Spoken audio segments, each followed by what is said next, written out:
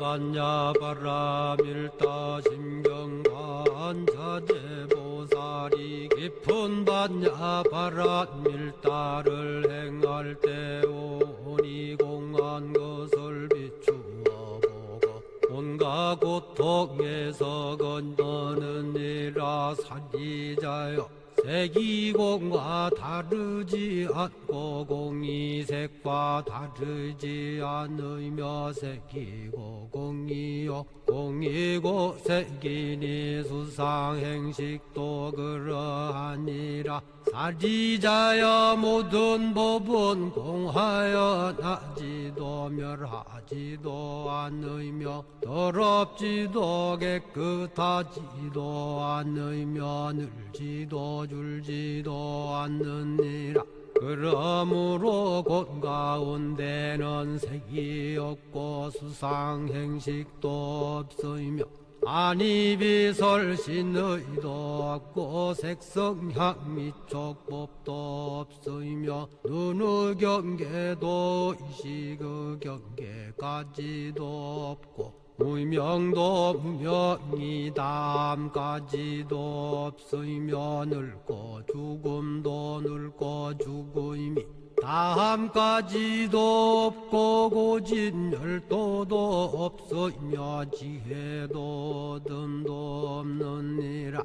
얻을 것이 없는 까닭에 보살은 반야바라밀다를 의지함으로 마음에 걸림이 없고 걸림이 없으므로 두려움이 없어서 뒤바뀐 헛된 생각을 멀리 떠나 완전한 열반에 들어가며 삼세의 모든 부처님도 반야바라밀다를 의지함으로 세상의 깨달음을 얻느니라. 반야바라밀다는 가장 신비하고 밝은 주문이며 위없는 주문이며 무엇과도 견줄 수 없는 주문이니 온갖 괴로움을 없애고 진실하여 허망하지 않음을 알지니라. 이제 반야바라밀다주를 말하리라. 아제 아제 바라 아제 바라 승아제 모지사바 아제 아제 바라 아제 바라 승아제 모지사바 아제 아제 바라 아제 바라 승아제 모지사바.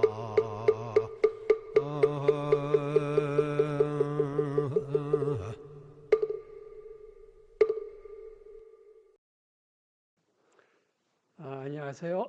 방금 소개받은 조은영입니다. 일단 제가 이렇게 편하게 앉아 있고 여러분이 불편하게 앉아 있는 것을 보니까 마음이 좀 안 좋습니다.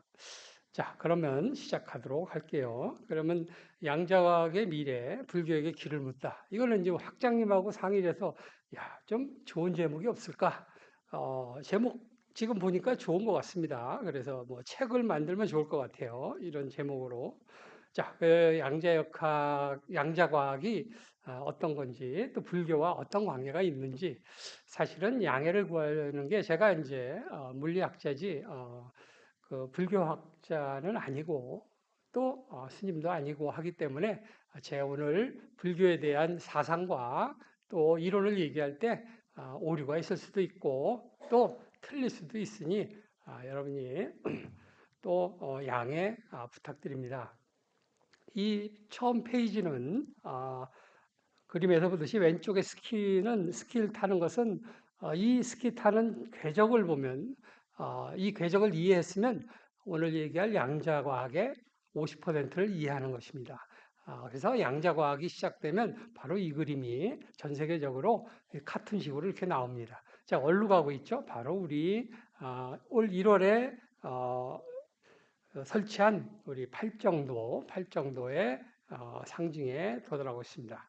자, 오늘 밑에는 제가 오늘 드릴 말씀을 이렇게 양자과학이 뭔가 대부분 안 들어보셨을 테고 또 많이 들어보시는 분도 계시고 다음에 그거에 대해서 짤막하게 소개 말씀드리고, 그 다음에 양자과학의 여러 현상들이 이론들이 있는데 그 중에 핵심인 양자 중첩과 양자 얽힘이 어떻게 불교 부처님 말씀과 그렇게 일치하는지에 대해서 뭐 두 가지 예만 들고 나서 세 번째 2부에서는 제가 동국대학에 있으면서 학생을 가르치면서 물리학을 공부하고 또 불교에 접하면서 깨달은 이러한 얘기들을 이야기식으로 전해도록 하겠습니다. 우선 오늘 말씀드릴 키워드는 왼쪽에 보이는 게 이제 양자과학의 오늘 말씀드릴 키워드들입니다. 이중성, 입자 파동의 이중성, 그다음에 아까 말씀이 파란색으로 쓴 것이 중요한 양자 중첩과 양자 얽힘, 이것이 답니다, 사실은. 그다음에 EPR 역설, 뭐 뒤에 깨달은 편에서는 불확실성과 뭐 양자 엔트로피 현상, 뭐 이런 얘기들을 좀 얘기가 어렵죠. 그리고 불교 사상에서는 많은 것이 있습니다만 딱 우리가 오늘 공사상, 연기와 공사상 이것에 대해서 뭐 중도 3법인 보시에 대한 말을 제가 할 예정입니다. 자, 그럼 바로 양자 소개부터 한 5분 동안 하도록 하겠습니다. 자, 왼쪽 에 보이는 것은 제가 직접 그린 건데 양자라는 것은 현대인에게 이제 형용사나 다름없죠. 뭐 다 붙어 있습니다. 양자 컴퓨터, 심지어는 영화 제목도 양자 물리학, 노래도 있습니다. 이렇게 이제 일반화, 보편화가 된 단어가 양자, 퀀텀이라는 얘기입니다. 뭐 안 들어보신 분은 없죠. 양자 통신, 양자 암호 뿐만 아니라 양자의 이중성 또는 양자 센서 뭐 다 붙어요. 이 첨단에. 자, 그러니까 많이 붙으니까 더 어려워지죠. 도대체 양자가 뭐야? 이렇게 얘기가 되는 거죠. 사실 우리 뭐 1, 2년을 공부해도 잘 모릅니다. 사실 저도 양자를 잘 몰라요. 어느 정도까지 공부를 해도 뭐 3, 40년, 한 50년을 공부해도 잘 모르겠습니다. 자, 그 가운데 있는 사진은 우리 양자 과학을 얘기할 때 나오는 첫 번째 그림. 지금으로부터 100년 전, 정확하게는 98년 전에 그 제5회 솔베이 회의에서 이제 양자과학이 미래를 대변할 것이다. 이렇게 합의를 하고 나온 그 합의를 했던 회의. 그것을 우리는 역사적으로 중요한 사건이라고 얘기를 합니다. 여기 29명 중에 무려 17명이 노벨상 수상자입니다. 그 당시는 물리화학 이런 개념이 없고 100년 전엔 그냥 과학이라고 얘기를 했죠. 그러다 보니까 이 양자과학이 이때 그러니까 100년 전에 올해가 유엔에서 지정한 양자과학 100년의 해가 바로 올해 2022년 바로 올해예요. 바로 사실 2025년은 여기 요 사진에 있는 슈레딩거와 하이젠버그가 새로운 양자 방정식을 설립한 그 해를 중심으로 요건 한 2, 3년 후에 이제 합의가 된 것이고요. 자, 그래서 2차 세계대전이 발발했고 2차 세계대전이 끝날 무렵에 미국과 소련에서 여기 있는 과학자들을 대거 포섭하기 위해서 뭐 다른 것보다도 뭐 SS 나치라 하더라도 저기 하이젠버그는 나치거든요. SS. 자, 미국으로 모든 것을 용서해 주면서 데려갔죠. 양자 과학자들. 왜 그랬을까요? 우리가 영화 오펜하이머에서 봤듯이 원자 폭탄을 만들기 위해서 이 과학자를 데려갔죠. 소련에서도 물론 데려갔죠. 물론 여기 유럽에 남아있던 사람들도 많은 이제 미국에 기여를 했습니다. 그래서 미국으로 양자과학이 오면서 딱 이런 말을 합니다. 아까 제가 학장님한테 얘기했듯이 shut up and calculate. 양자과학이 어려우니 입 닥치고 그냥 계산해. 그냥 풀어. 그래서 제가 오늘 제목이 양자과학입니다. 양자 기술은 입 닥치고 해도 돼요. 입 닥치고 그냥 입시하듯이 열심히 하면 지금과 같은 기술이 발달됩니다. 그러면 양자 기술에 대해서 잠깐 소개 말씀드리고 과학에 대해서 얘기하도록 할게요. 현 시대를 스마트 시대라고 하죠. 양자 기술이 100년 동안 만들어낸 겁니다. 우리가 현대과학의 가장 총알하고 할 수 있으면 여러분이 다 가지고 있는 스마트 기기죠. 이 스마트 기기의 탄생을 한번 보기 위해 우리 가상으로 뚜껑을 한번 열어볼까요? 열어보면 이 속에는 반도체라는 반도체도 메모리, 논리소자, AP 이런 게 들어있고 또 뒤에 불이 나오는 발광소자, LED, 또 거리를 재는 레이저, 또는 통신할 수 있는 모든 통신 소자, 와이파이, 블루투스, 또는 GPS 감지 소자, 심지어는 배터리까지, 또는 디스플레이까지 이게 양자역학의 탄생물입니다. 양자역학이 없으면은 이것이 탄생될 수가 없었겠죠.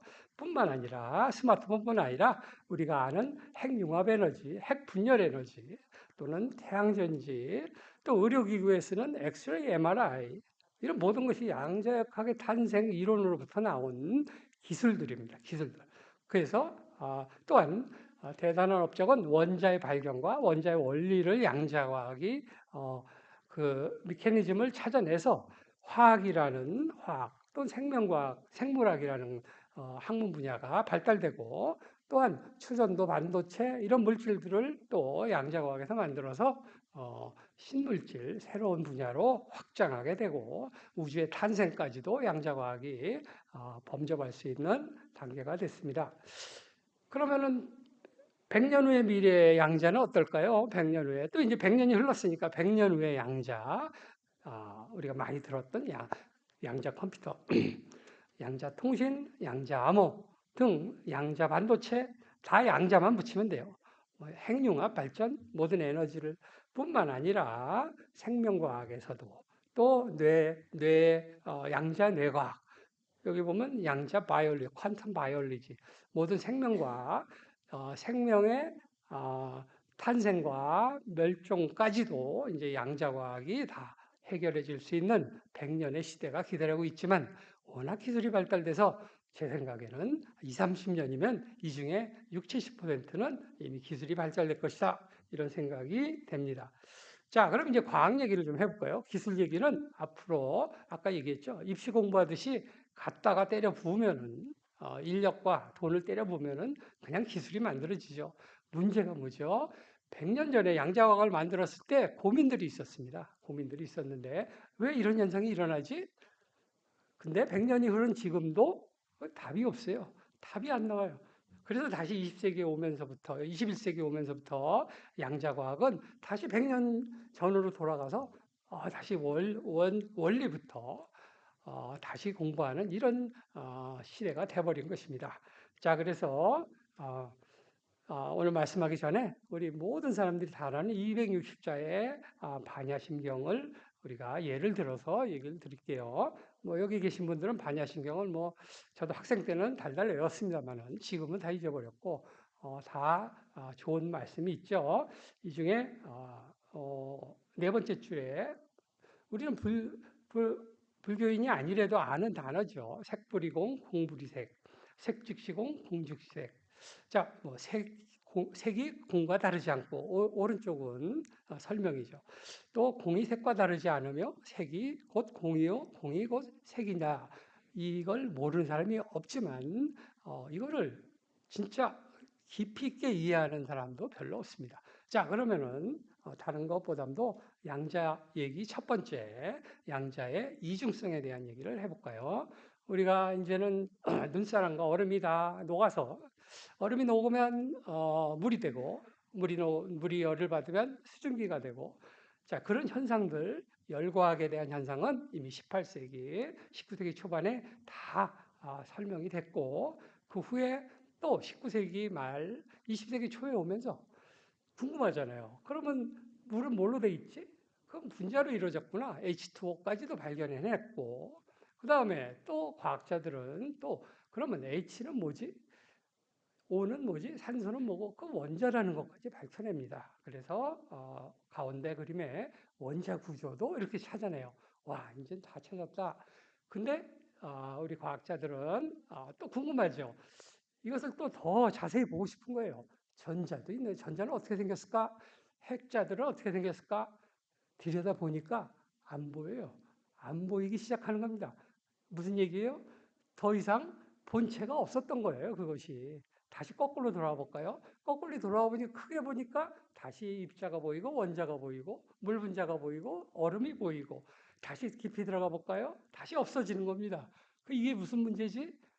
그래서 없어진 게 어디 갔나 찾아보니까 바로 파동이라는 걸로 없어진 겁니다. 없어진 게 아니죠. 우리 지금 정각원 내부에 보면은 여러분 눈에 안 보이지만 엄청나게 많은 파동이 있죠. 여러분 스마트폰 열어보면 그 전파를 잡기 위한 배터리와 그 안테나들이 쭉쭉 서 있는 걸 보면 눈에는 안 보이지만 이런 것이 파동입니다.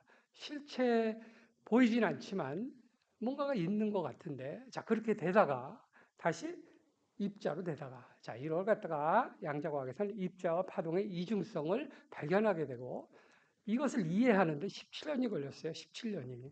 이 세상은 입자가 파동이다. 최종 드브로이라는 물리학자가 노벨상을 받으면서, 야, 이건 확실한 거야. 두 개로 이루어져 있어. 입자가, 즉 입자가 파동이야. 자, 이렇게 얘기하는데 17년이 걸렸습니다. 자, 그럼 다시 우리가 돌아가 보면, 자, 오른쪽에 해석을 볼까요? 색이 공익이 다르지 않고, 색이 바로 뭐냐면 입자예요, 입자. 물체 보이는 거. 공이 파동입니다. 읽어볼게요. 입자가 파동과 다르지 않고, 파동이 입자와 다르지 않으며, 입자가 파동이고 곧 파동이 입자다. 언제요? 소름 끼치지 않습니까? 2500년 전에 이미 예언을 하신 겁니다. 양자역학은 태어난 지 얼마라고요? 100년밖에 안 됐어요. 100년. 근데 17년 동안 이 개념을 모르고 싸웠던 거죠. 뭐 그런 것이 부주의하죠. 그것뿐만 아니라 불교에서는, 불교 사상에서는 불의사상, 부처님과 중생이 다르지 않고 깨달음과 무명이 다르지 않고 그 외에 수많은 이런 이중성에 대해서 비교를 하고 계십니다. 또한 화엄경에서 보면 한 몸을 무량신으로 하고, 여기 한 몸이라는 건 바로 물체를 얘기하고, 무량신이라는 것은 셀 수 없는 건 뭐죠?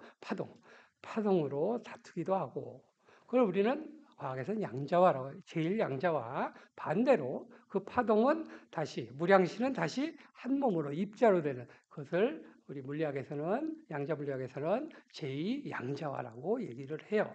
자, 이런 예들이 있습니다. 자, 시간상 제가 다른 예만 좀 들을게요. 자, 두 번째 양자의 중요한 게 뭐라고 그랬죠? 얽힘. 아까 전에 말씀드린 것은 중첩이고, 이번 얽힘 얘기를 해볼게요.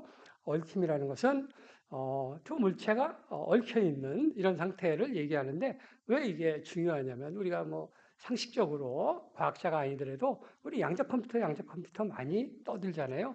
그 양자 컴퓨터의 기본 원리는 바로 얽힘이라는 현상을 이용해서 양자 컴퓨터를 만드는 겁니다.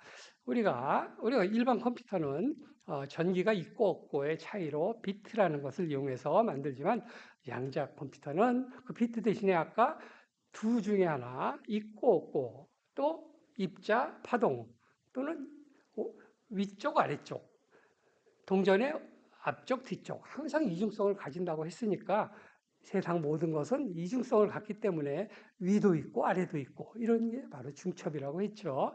그 상태를 큐빗이라고 합니다. 양자빗이라고 해요. 큐빗이라고.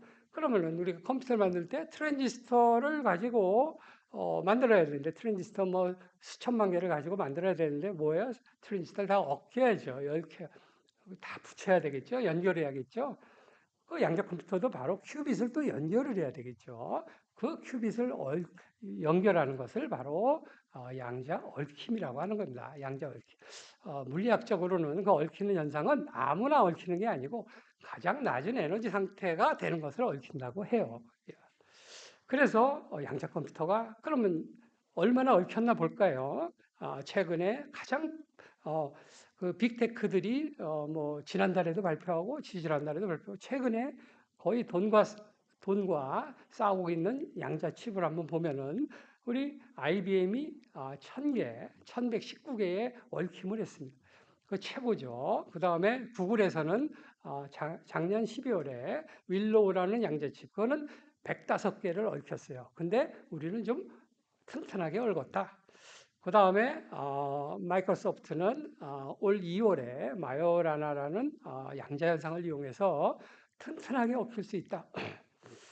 그래서 발표를 했고 2주 후에 아마존에서는 오셀롯이라는 얽히는 것을 관리하는 논리 소재를 만들겠다. 뭐 이러면서 시끄럽게 주식이 왔다 갔다 거리고 있죠. 지금도.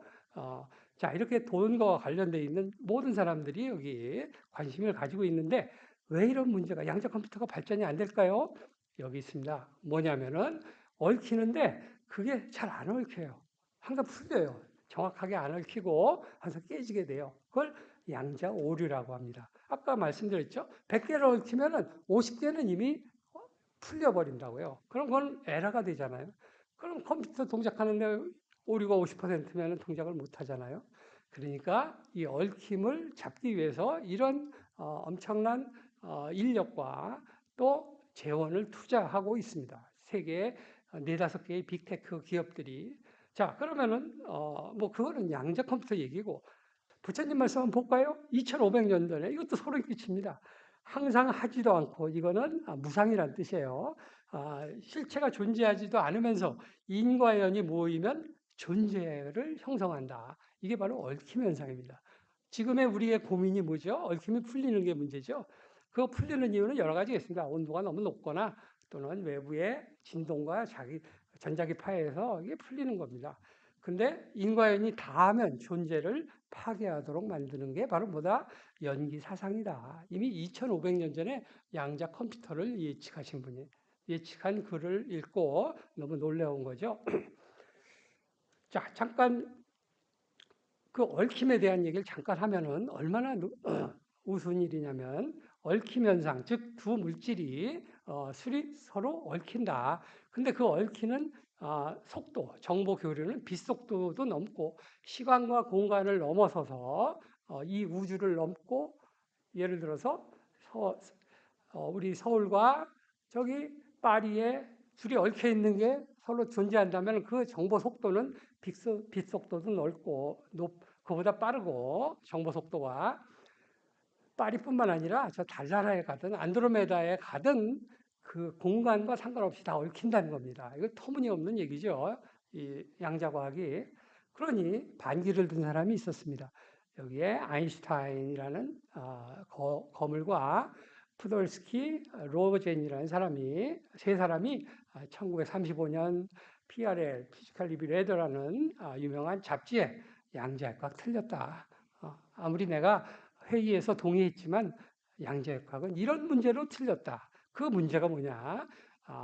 과학은 실제 존재하는 것을 다루기 때문에 실제성과 또 우리 한계된 시스템에서 우리가 고려를 해야 되기 때문에 국소성을 가져야 되는데 그럼 양자역학은 틀렸잖아.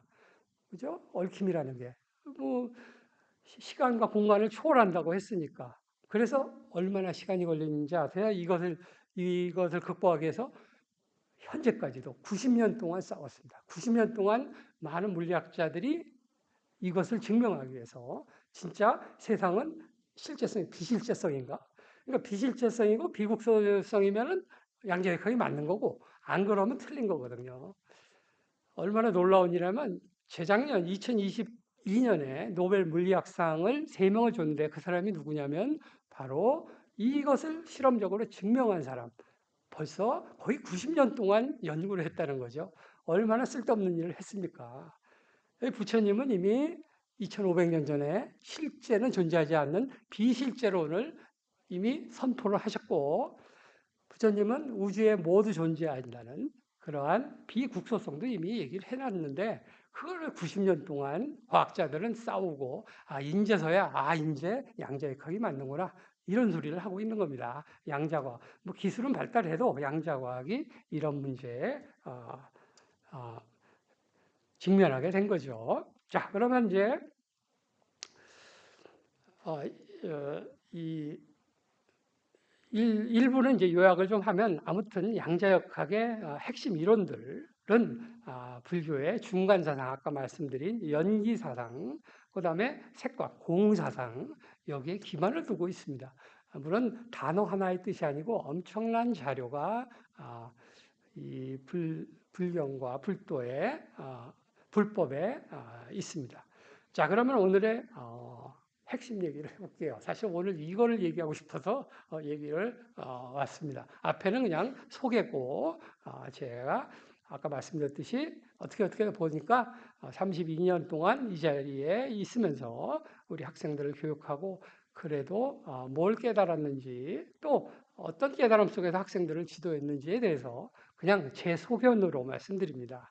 그래서 오늘은 양자의 불확정성과 엔트로피 얘기를 꺼내면서 바로 이 불교의 핵심, 우리 가장 오래된 불교 정신인 삼법입니다 하면은 재행무상, 재법무와 일체계고 세 가지인데 뭐 하나 열반까지 합쳐서 네 가지 사법이라고도 합니다만은 우리가 여기서 간단하게 용어를 정리하기 위해서 말 그대로 파란색의 무상, 무아, 그 세 가지만 우리 기억하고 얘기를 들어보시기 바랍니다.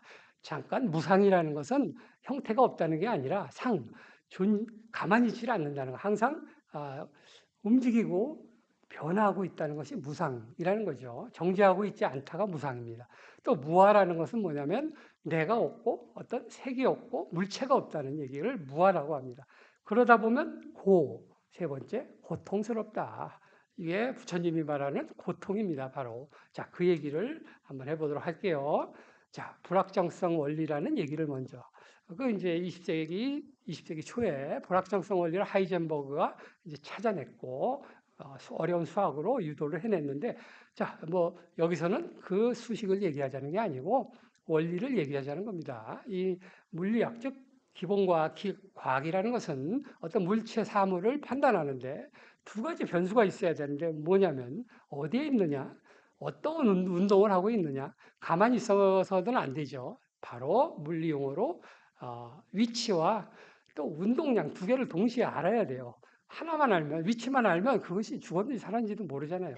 그러니까 반드시 두 개를 동시에 알아야 되기 때문에 일반적으로 이렇게 Y축에는 운동량, X축에는 위치라는 좌표, 이런 좌표를 위상좌표라고 그래요. 우리 수학물리학에서는 이 좌표에다가 그림을 그리게 되면 바로 저 네모난 빨간색이 나오는데 X축은 가로축은 위치의 불확실성, Y축은 운동량의 불확실성이 나오는데 이렇게 얘기하면 또 어려우니까 아까 제가 뭐라고 그랬죠? 색이 공이라고 그랬죠. 점점 입자라는 것을 찾아다 보니까 뭐가 나와겠어요? 안 보이기 시작했잖아요. 파동이기 시작했잖아요. 물론 그전에도 파동이었습니다만은 클 때도. 근데 그건 이제 약하니까 잘 안 보이는데 실제 이렇게 파동으로 보이는 그 시점이 있지 않겠습니까? 그게 양자 세계로 넘어가는 그 시점이라고. 그렇게 되면 어떻게 돼요? 파동이니까 안 보이겠죠. 당연히 정확하게 알 수가 없죠. 그거예요. 위치도 정확히 모르고 운동량도 정확히 모른다는 겁니다. 그래서 계산을 해보니까 얼마나 모르는데 그러니까 조 상수만큼 2분의 h라는 상수만큼 몰라요. 그만큼 오차가 나는데 여기서 h는 프랑크라는 과학자의 이름을 따서 프랑크 상수라고 하는데 아무튼 우리는 정확히 모른다는 얘기입니다. 자, 제가 일반인들한테 강연할 때 쓰는 오른쪽의 예를 한번 보시겠습니다. 이것은 아직 개념이 안 잡혔을 때 이거는 이제 한 예예요. 디스플레이나 저기 화면을 보시면은 저게 여기 화면에 픽셀이라고 써 있죠? 픽셀이라고. 자, 저것을 가까이 한번 봅시다. 가까이. 여러분이 스마트폰으로 확대해서 가까이 보면은 저게 이렇게 패턴식으로 픽셀이라는 게 나타나죠. 저렇게 픽셀. 그거 이하로 정확하게 볼 수가 없는 거예요. 그게 바로 아까 얘기했던 우리의 한계. 그래서 디스플레이 한계는 바로 저 픽셀. 그걸 우리는 분해능이라고 합니다. 분해능. 그 분해능 이하 못 본다. 그게 바로 불확실성이다. 이런 얘기죠. 조금 이해가 되셨는가 모르겠습니다. 그러면은 물론 과학이 발달돼서 그 불확실한 저 픽셀을 점점 작게 만들 수도 있지만 그래도 한계가 있잖아요. 더 이상 못 만드는. 자, 오른쪽에 디스플레이가 불확정성이 아니고 예를 들은 겁니다. 자, 그렇듯이 이 세상은 모든 게 불확실하다. 하나는 확실할 수 있지만 두 개가 합치면은 불확실하다는 겁니다. 두 개를 동시에 볼 수 없다. 이런 얘기죠. 자, 근데 너무 놀라운 얘기가 있습니다. 2500년 전에 역시 바로 아까 말씀드린 삼법인의 무상이 뭐라고 그랬죠? 시간의 흐름입니다. 시간. 이 운동의 무상이라는 것은 어떤 물체가 시간에 따라 우리가 죽고 사는 문제, 우리가 죽고 사는 문제부터 시작해서 생과 멸하는 문제가 무상이라고 그랬죠. 운동량이에요. P, Y축이에요. 여기에 무하는 뭐죠? 위치, 내가 있는 것이 없다. 물체가 존재하지 않는다. 내가 가진 재산과 모든 권력은 아무것이 없다. 이런 말씀이죠. 그래서 이 삼법인에서는 그래서 불확정성 원리를 도입해 보세요. 결국 운동량은 제무상이고 위치는 제법 무하가 되는 거죠. 그래 또 한마디 하셨습니다. 부처님은 무상과 무하를 경험한 후에는 뭐가 생긴다? 고통이 따른다. 이 고통이. 그럼 어떻게 해야 된다? 고통을 이겨내야 열반에 오른다. 이게 불교 전체 사상이잖아요. 그죠? 그러니까 무상과 무아 때문에 고통이 따른다는 겁니다. 우리는 불확정성 때문에 고통이 따른다는 겁니다. 왜 그럴까요? 우리는 불확정성의 세계에 살고 있죠. 우리가 뭐 전쟁뿐만 아니라 또 우리 탄핵 정국도 어떻게 될지 아무도 모르고, 우리 미국과의 마찰, 경제 마찰과 외교 마찰이 어떻게 될지도 모르고 정말 우리 국민들은 답답하죠. 왜 그럴까요? 그냥 불확실해서 답답한 거죠. 우습게 소리로 짜장면을 먹을까 짬뽕을 먹을까 이게 고민스러운 겁니다. 그냥 그 갈등 자체가 우리 인간에게는 고통이죠. 불확실성이. 바로 부처님이 말씀하신 고에 대한 얘기죠. 한 말씀 더 드리면 얼마나 놀라운 반야신경인지 보세요. 색불이공 공불이색과 색즉시공 공즉시색 말씀드렸죠. 이게 같은 뜻이 아니에요. 왼쪽에 있는 색불이공 공불이색이라는 것은 시간에 따라 조금 있다가 색이 공이 되고 공이 색으로 변하는 변화를 얘기하는 운동량이고 색즉시공 공즉시다. 색이 곧 공이고 공이고 색이라는 것은 바로 그자 위치를 얘기하는 거예요. 위치를. 이렇게 불확정성의 원리를 뭐 세계적으로 이렇게 얘기하는 사람이 있는지 모르겠습니다만 제가 깨달은 바는 이렇습니다. 그러면 그게 끝이냐? 그게 아니고 우리는 뭘 해야 되겠죠? 부처님은 그럼 고통을 어떻게 탈피해야 되겠죠? 해탈을 해야 되겠고 그러면 우리 과학에서는 불확정성을 줄여야 되겠죠. 없앨 수는 없으니까. 자, 그것은 어디에서 찾아봤냐면 바로 엔트로피 법칙에서 과학적으로 제가 찾아봤습니다. 엔트로피 법칙이라는 건 뭐 대부분 들어보셨을 거예요. 간단하게만 요약하고 말씀드릴게요. 엔트로피라는 것은 저기 그림 왼쪽 박스를 한번 보십시다. 밑에. 자, 왼쪽 그림은 어떤 것을 눌렀을 때 압축 공기, 뭐 새가 나가지 않는다고 보면 그것이 쭉 압축되죠. 손을 놓으면 다시 원상 복귀로 하죠. 이렇게. 그게 자연의 법칙, 그게 제1법칙, 열의 제1법칙이라고 해요. 근데 엔트로피 법칙은 뭐냐면 사실은 안 그렇거든요. 눌렀다가 놓으면은 안 돌아와요, 실제. 조금씩. 이제 빨간 부분이 생기죠? 계속 치면 저거 빨간 부분이 점점 넓어져요. 저 빨간 부분을 엔트로피라고 해요. 과학적인 단어로는 단위 온도당의 에너지, 열 에너지를 얘기하는 건데 그냥 우리 쉽게 안 돌아오는 저 부분 어떡할 겁니까? 이랬는데 그만큼이 안 돌아오잖아요. 그럼 어디로 갔을까요, 그것이? 그것은 바로 우리가 집에서 차 타고 왔는데 휘발유를 1리터 넣었는데 그 휘발유의 50%는 엔진을 돌리면서 썼죠. 그것은 일을 한 거예요. 나머지 50%는 어디로 나갔어요? 이산화질소, 이산화탄소, 소음, 매연가스, 바로 그 소음, 매연가스, 대기오염, 폐기물, 이산화탄소, 지구온난화의 주범이 바로 엔트로피의 증가량이죠. 자, 그렇게 우리가 이해를 좀 하고, 그럼 어떻게 해야 되겠죠? 엔트로피를 좀 줄여야 되겠죠? 자, 이걸 좀 이제 양자역학으로 좀 돌아와가지고, 이걸 좀 조금 세분화해서 이런 제가 예를 들어봤습니다. 자, 이제는 그런 18세기, 19세기의 과학이 아니고 이제 현대 과학에 와서는 그것을 입자라고 생각을 해서 오른쪽에 있는 마이크로스코피하게 보면은 저렇게 복잡한 식으로 돼 있어요. 로그의 오메가 1분의 오메가 2라는 저런 식으로 돼 있어요. 이건 무슨 뜻이냐면 오메가라는 상태 함수. 제가 쉽게 한번 말씀드리면 쉬우실 겁니다. 자, 왼쪽 그림을 한번 보세요. 왼쪽 그림에 A 그림을 보면 총 12개의 뭐 구슬, 쭉 분자가 있다고 생각해 봅시다. 12개가 있는데 그중에 왼쪽에다 10개를 넣고 오른쪽에다 1개를 넣었다고 생각해 보세요. 가운데를 막고 가운데를 열었습니다. 가운데를 열면 어떻게 되죠? 미세 분자들은 다시 평형 상태로 돼서 6개, 6개가 언젠가는 되겠죠. 자, 요렇게 계산해 보면 이것이 엔트로피를 계산할 수 있는 겁니다. 상태가 변했죠. 자, 하나가 6개가 됐거나 11개가 6개가 됐거나 그죠? 오른쪽으로. 그래서 계산해 보면 앞에 상수를 빼고 2.3 정도 나와요. 2.3. 그리고 만약에 B 같은 경우를 봅시다. B가 그러지 말고 왼쪽엔 8개를 넣고 오른쪽에 4개를 넣고 계산을 해보자. 문을 열어보자. 6개, 6개. 그래서 계산해 봤더니 1.4가 나와요. 조금씩 주네? 자, 이번에 C를 볼까요? C를 보니까 이쪽에는 7개, 5개. 야, 비슷하게 넣자. 다시 문을 열어봐서 계산해 봤더니 0.7이 나오는 거예요.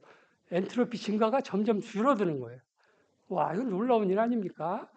엔트로피 증가를 줄이는 방법이 있는 거예요. 이렇게 없애는 방법은 없어도 줄이는 방법이 있는 겁니다. D는 뭘까요? 동등하게 분배를 해놓으면 엔트로피 증가가 없겠지만 그럴 수는 없잖아요. 엔트로피를 줄이는 방법은 이렇게 서로 동일하게 배분을 시켜놓으면 된다는 거예요.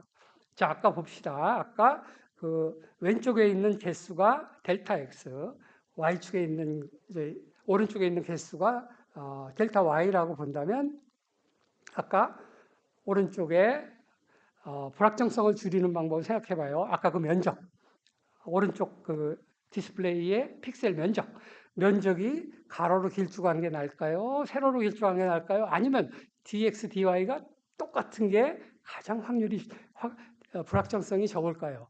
아까 엔트로피에서 뭐라 그랬죠? 거의 동등한 게 엔트로피 증가를 최대한 줄일 수 있는 길이다. 자, 부처님 말씀 볼까요? 2500년 전에 이 말씀입니다. 바로 길게 안 읽을게요. 양극단을 피하라. 극단을 피하라. 어떻게 하라? 중도를 택하라. 여기서 중도와 팔정도는 우리 학교에 있는 중앙도서관이 아니고 그냥 중도입니다. 그러니까 오해하지 마시고 팔정도도 거기 위치가 아니라 중도를 행할 수 있는 그 중도를 행할 수 있는 방법이 뭐다? 팔정도라는 것이죠. 2500년 전 얘기예요. 이러한 벌써 미래를 내다보고 있는 거죠. 그러면 서양 과학자들 그 길고 난다는 서양 과학자들은 무슨 얘기를 했을까요? 하이젠베르그 불확정성 원리를 발견했던 하이젠베르그는 불확실한 세계에는 어떻게 해요? 그냥 상대방을 더 불확실하게 보고 나도 불확실하게 보고 자 서로 불확실한 게 그게 더 확실한 거다. 이해를 좀 못하시면 재미난 예를 하나 들어보릴게요. 우리 컨닝을 할 때 학생들이 컨닝할 때 컨닝 페이퍼를 가져오잖아요. 컨닝 페이퍼를 가져와요. 밤새 써가지고 컨닝 페이퍼를 바닥에 놓고 컨닝을 하려고 준비하죠. 그럼 컨닝 페이퍼를 열심히 보고 답을 쓰려고 하니 감독관한테 걸리거든요. 감독관이 왔다 갔다 거리고 그러자니 감독관만 쳐다보고 있으면 어떻게 돼요? 또 컨닝 페이퍼를 못 보잖아요. 그럼 컨닝 페이퍼만 보면 또 이거 망한 거야 오늘 수업이. 그럼 어떻게 해요? 오른쪽 눈은 왼쪽 눈은 컨닝 페이퍼. 양다리 걸치는 거예요. 그래서 컨닝을 하는 학생들을 잘 보면 시선이 어디가 있어요? 가운데가 있어요. 이렇게 딱 이렇게. 야 여기도 조금 여기도 조금. 이게 제일 확실하다는 거예요. 예? 이해는 좀 하시죠? 이게 중도라는 개념을 뭐 우리가 이제 배트맨이란 영화에 보면 이런 말도 있어요. 옳은 답변이 흑이냐 백이었던 경우는 한 번도 없었다. 그것은 항상 회색이었다는 이런 말도 있죠. 배트맨의 회색 도시 영화의 대사 장면입니다. 아주 재미난 우리 또 실험이 있었습니다. 이건 뭐 오래됐어요. 15년 전에 뭐 15년 됐습니까? SBS죠. SBS 이런 실험을 했어요. 고3 학생, 성적이 우수한 상위권 학생 6명, 사실 대상은 10명 됐는데 그 학생에게 이 이어폰을 끼워주고 헤드폰을 끼워주고 왼쪽에는 우리가 보는 왼쪽에는 거북선을 만들어서 왜구를 물리친 그 장군 이름 모르는 고3은 없겠죠. 오른쪽에는 또 오늘이 일요일, 내일은 무슨 요일일까요? 오늘은 이렇게 물어봤어요. 근데 이걸 동시에 물어봤다는 거죠. 동시에 딱 물어봤는데 밑에 학생 6명을 보세요. 6명의 위에 3명은 하나도 못 맞히고 밑에 3명은 모두 맞췄다는 겁니다. 놀라운 데이터예요. 이거는 제가 한 데 실험이 아니에요. 그럼 궁금하죠? 그럼 이 사람들 뇌는 뭐야? 근데 더 놀라운 것은 위에 세 명은 남성이고 남학생이고 아래 여성 세 명은 여성이라는 게 너무 소름 끼치는 일입니다. 그러면 fMRI라는 도구가 있습니다. 그러니까 생각을 할 때 뇌가 반응하는 위치를 찾는 그런 것을 조사해 봤어요. 즉 모든 것을 틀린 남성 뇌를 조사해 봤더니 위에 오른쪽 위에 뇌가 어때요? 듬직하게 깊이 생각하게 이렇게 반응을 하는데 놀라운 일은 여성의 뇌를 보세요. 왼쪽 따로 오른쪽 따로 반응을 이렇게 하고 있으니 어떻게 해요?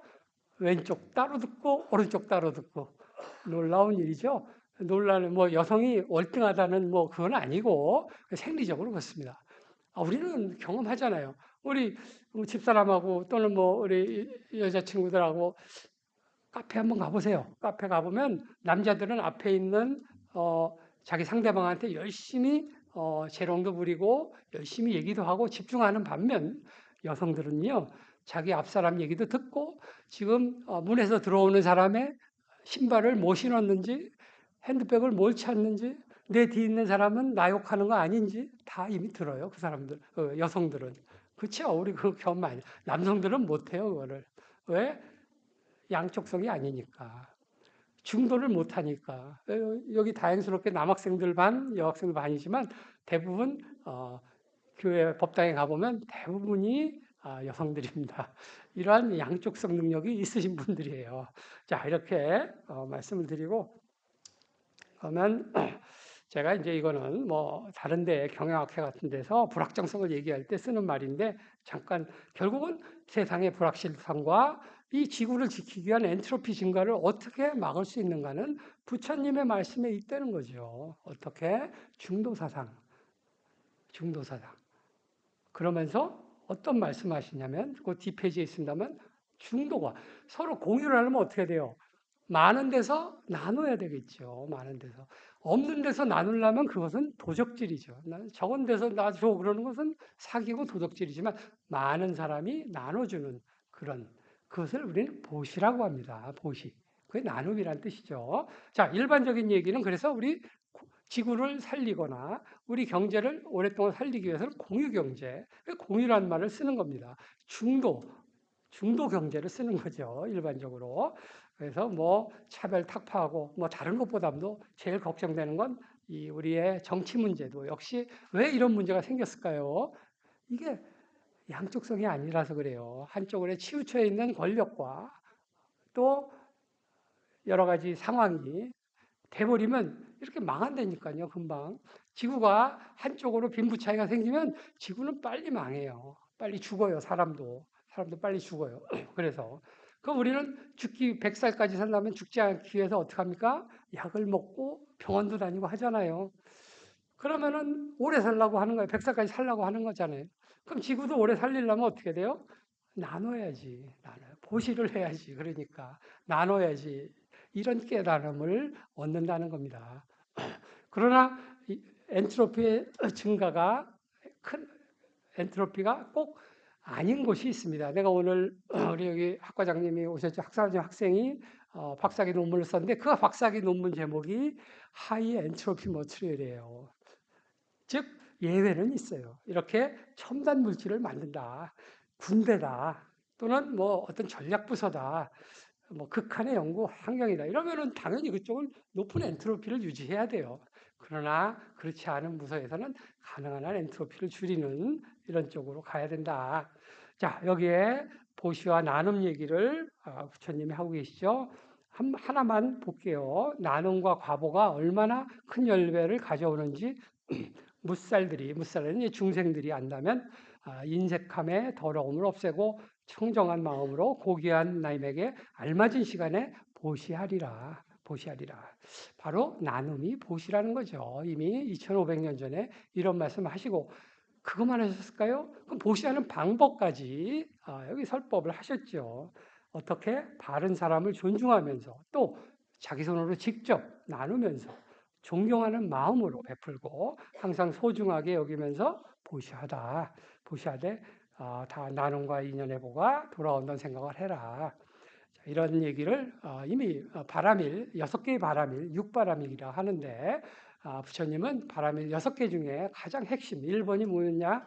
바로 보실, 나눔의 중요성을 얘기하신 겁니다. 그것이 바로 뭐다? 이 고통을 이겨낼 수 있는, 무상과 무아의 고통을 이겨낼 수 있는 바로 그 방법이다. 열반에 도달할 수 있는 방법이 바로 나눔과 보시다는 말씀이죠. 시간을 보니까 조금 몇 분 남아서 제가 제 얘기를 조금만 드리면은 제가 아까 32번이나 지금 벚꽃을 볼 기회가 있다고 했죠.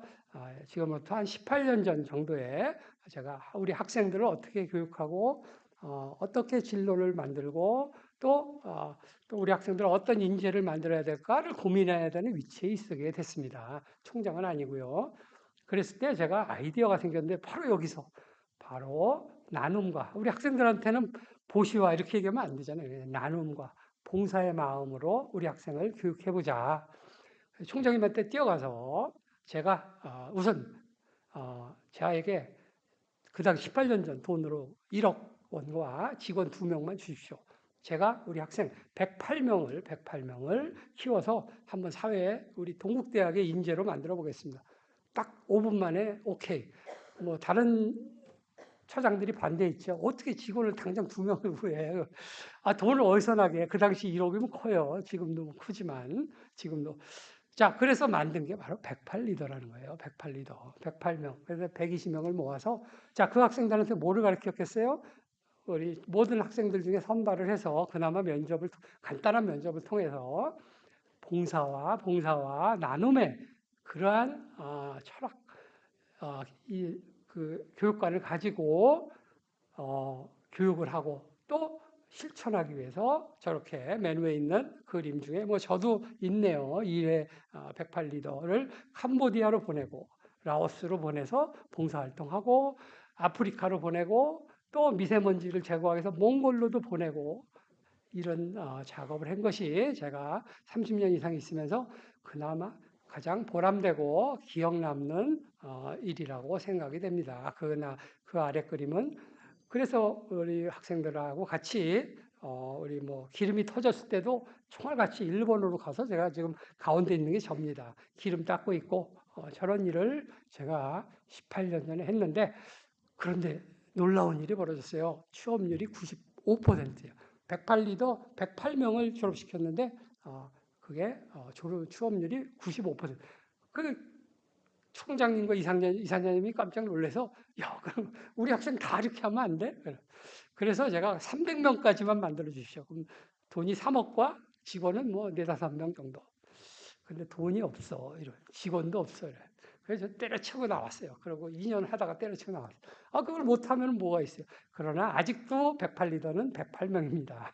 지금도 18년이 흘렀는데 지금도 그러한 기억이 남는 자, 그래서 이제 마무리를 좀 줘야겠네요. 여러분 다리도 아프시고 요약을 하면은 결국은 뭐다? 중도사상. 그냥 파란색만 읽을게요. 양극단을 피하라. 그것이 뭐다? 중도다. 그래야 극락왕생, 열반에 도달한다. 우리 인생의 고민, 우리